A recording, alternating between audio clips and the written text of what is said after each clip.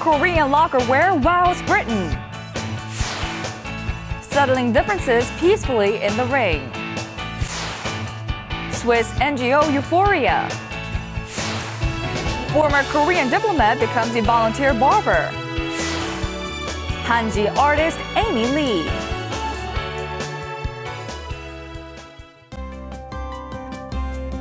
Hello, welcome to Going Global. I'm your host, Jung Se-mi. One US-based yogurt company's founder has decided to hand over 10% of the company's shares to the employees. The founder wants to express his gratitude to his employees for raising the small company to success. The company currently has 2,000 full-time employees. They will receive stocks based on their years at the company, anywhere between $150,000 to $1 million worth of shares. This company returns more to its employees the better it does, and its goal is to ensure success for everyone involved. It would be wonderful if more companies like this existed. And now, let's turn to our first story of the day. Korean traditional lacquerware, wooden goods or furniture covered with lacquer and mother of pearl, has a long and storied history in Korean art and tradition. Recently, there was an exhibition in London on Korean lacquerware furniture and everyday goods gathered from all over the world. Let's take a closer look. This is a closet that house mistresses would use back in the 19th century. The pattern of turtleback-shaped icons made with mother-of-pearls represents longevity. From a portable tea table to this box for wedding gifts given to this bride's family. Every piece of Korean traditional lacquerware shines brilliantly in different shades from different angles. And it's extremely well made. You don't see craftsmanship like this anymore. And that's important, to preserve it and keep it going and inform people about it. This exhibition featured 24 pieces of lacquerware furniture and everyday goods from the 18th to the 19th centuries. Korean expatriate and antique collector Park Jin-soo organized the exhibition. Park spent the last year and a half traveling around the world and collecting Korean lacquerware. He opened an exhibition in his gallery to showcase the charms of Korean lacquerware to the British people. 우리나라 조선 장인들 또 우리나라 선조들의 가졌던 그런 디자인적인 어떤 우수함, 뛰어남 그런 것들을 저는 정말 높이 사고 싶고 지금에 와서 저희가 정말 한국적이다 그리고 저희가 정말 한국인으로서 자부심을 가져야 된다면 이런 데서 저희가 그런 걸 발견해야 되지 않을까. Exhibition visitors believe that the value of Korean lacquerware, made with significant time and effort, makes this form of art stand out in a world where rapid mass production is the norm. The skills involved in making by hand are very special, and we can't lose them, particularly with lacquer. Park also held another exhibition in Busan at the Busan Art Market of Galleries Affair, held from April 21st for 5 days, bringing the lacquerware home. Moving on to our next story. A village in Guatemala has a unique tradition of bare-knuckle fights every year. A resident will issue a challenge to someone he resents, and the two will settle their differences and bad feelings with bare fists and achieve reconciliation. Let's take a closer look. This is Chivareto, Guatemala, a village 200 kilometers west of the capital city of Guatemala City. Today, bare-knuckle fights will take place here. These fights are part of a tradition that has been passed down for the past century. The combatants look quite serious. However, their fighting skills aren't what you'd expect. Llevo 2 años de venir acá, más que a sacar las ganas, la energía de estar peleando, sacar a veces el coraje, ¿va? A veces por rivalidades también, ¿va? Así con los cuates y todo eso. This boxing competition takes place every year on Good Friday, right before Easter Sunday. It's not about winning or losing, but rather settling differences and letting go of bad feelings. Despite the lack of fighting skills, 4 referees keep a close watch as there is no safety equipment. A referee can stop a match before a contestant faces danger, and a participant can also choose to drop out. Simplemente es una diversión, es un deporte para mí que pasan todos los años. Esto viene desde años, entonces mis antepasados, mi papá que en paz descanse también estuvo peleando. Pues me invitaron a pelear, ¿no? Y decidí hacerlo. Y me gustó para quitarme todo el estrés y todo lo que una vez no puede en el trabajo hacer. At one time, this event was close to disappearing because group fights broke out. However, in order to save a century-old tradition, village residents gave the event other meanings, like enjoyable fights or fight for reconciliation. Pues así, sin guantes, no causa peligro. Es como uno tiene ganas, ni se siente el golpe, ¿verdad? Para nuestros niños, para nuestro futuro, que sigue practicando el deporte, porque el deporte es salud. This year's round of bare-knuckle fights attracted the attention of reporters from neighboring countries like Honduras and Nicaragua. Our next story takes us to Switzerland. There are many young people in Korea, as well as in other parts of the world, who do not know what to do with their lives. Over in Switzerland, a non-government organization helps such people discover skills and interests that they have never known before and helps them become productive, happy members of society. Let's find out more. Volunteers standing on a platform takes turns saying aloud keywords. When the audience hears a topic that appeals to them, such as environment, society, or education, they run toward the volunteer who said it. Had statements, and they had to go to the person and to the statements they were most attracted. And we gave them dots on the hands, and the more dots they had from one color, it was like they are like-minded, so they might work together better now in this session. Participants write down whatever comes to mind based on the topics they have heard earlier. Afterwards, they exchange opinions about the topic of their interest in a serious debate. Consumption and our society, and we found out that there is a problem in that many people are overwhelmed of this whole complex. The organizer of this event is Swiss NGO Euphoria, a group that helps young adults become productive members of society. Founder Chantal Kalam believes that young Swiss adults have trouble finding out what they want to do because of the educational and social structure. Based on the current system, young adults cannot make their voices heard and can only live passively. How much potential we are wasting as a society. What we would like to achieve is that the talents that are in every person, not only young people, can really be employed for something useful for themselves and for society. Participants spend 3 nights together, putting together projects from scratch to finish.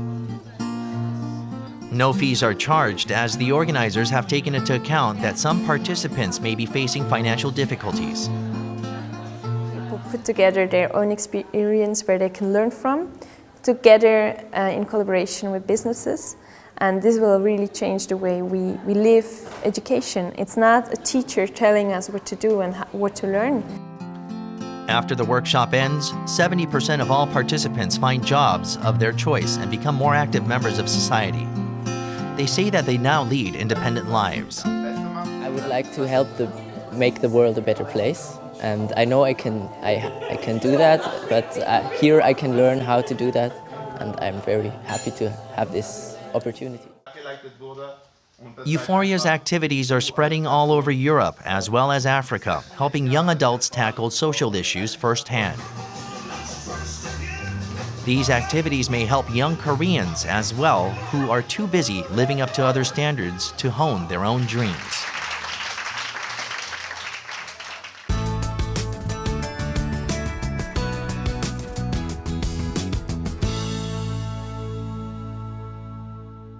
Moving on to our next story. Former diplomat Jo Sun-haeng became a barber following his retirement, but not for financial gain. Instead, Jo became a volunteer barber, serving those in need and even taking the certification test 6 times. Let's take a closer look.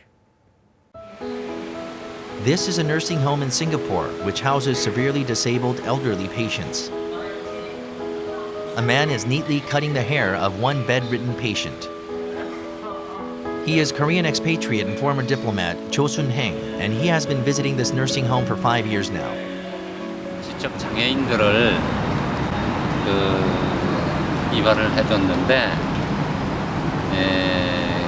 그 사람들이 이렇게 시내에서 이렇게 만나면은 이렇게 이름도 불러주고 이렇게 기억을 하고 이렇게 반가워해요. 굉장히 아주 그때 기뻐요. Jo used to be a diplomat and following retirement became a certified barber after 5 attempts at certification. He became a barber in order to help bedridden old men keep their hair tidy, as they aren't able to get haircuts in a timely manner. He also learned how to cut and perm women's hair at a hairdressing school. 네, 깔끔하게 하고 이렇게 이 밥상머리에 앉아 있는 걸 보면은 밥 먹고 이렇게 하는 거 보면 아주 기분이 아주 깔끔하고 좋아요. Jo has been volunteering his services 2 or 3 times a month since he arrived in Singapore 6 years ago. As word spread about Jo, a local volunteer started to accompany him.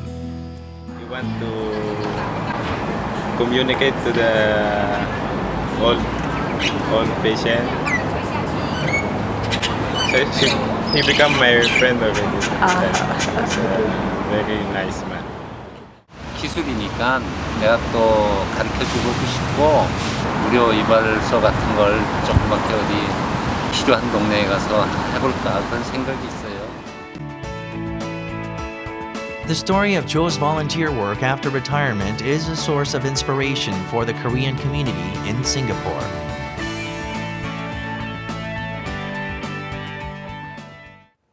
Our last story today takes us to the United States.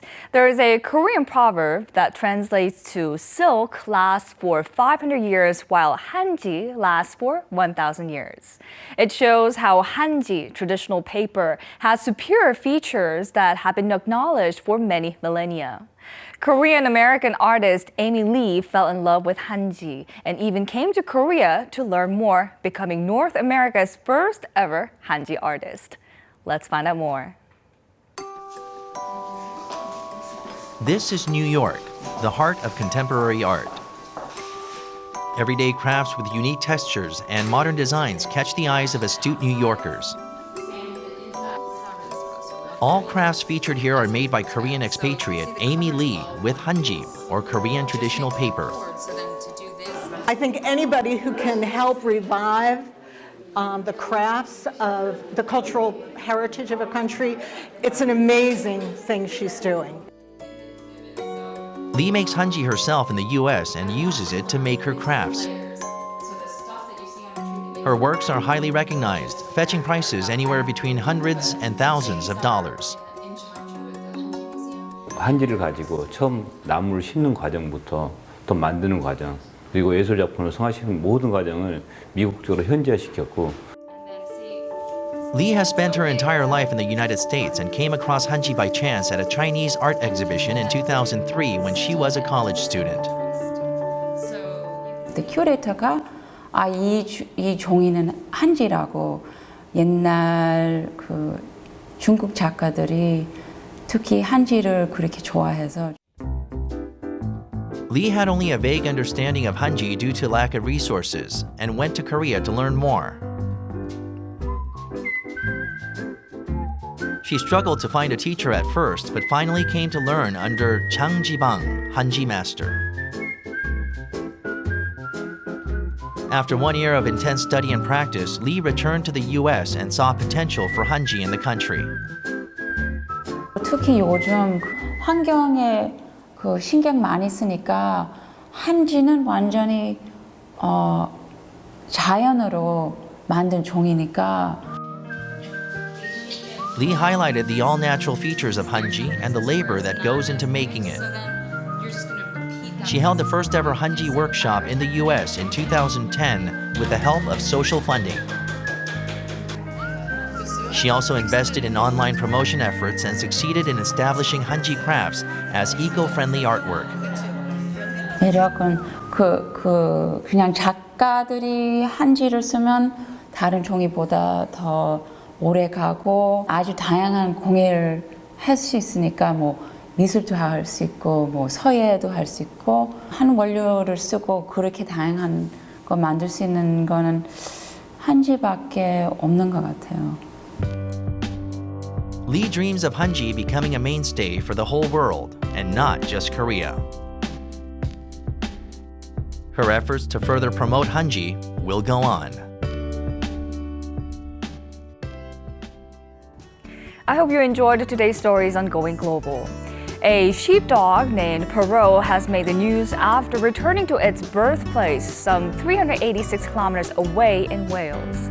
The distance is roughly equivalent to traveling from Seoul to Busan in Korea. The 4-year-old sheepdog traveled from Cockermouth, England to Aberystwyth, Wales over the course of 2 weeks, or about 32 kilometers a day. Perot is assumed to have missed his old home and owner and went on this remarkable journey as a result. There are bound to be people you miss or people who miss you. Why don't you spend this week thinking of them and getting in touch with them again? Now, Going Global will be back next week with more exciting and interesting stories from all around the world. Thank you for watching.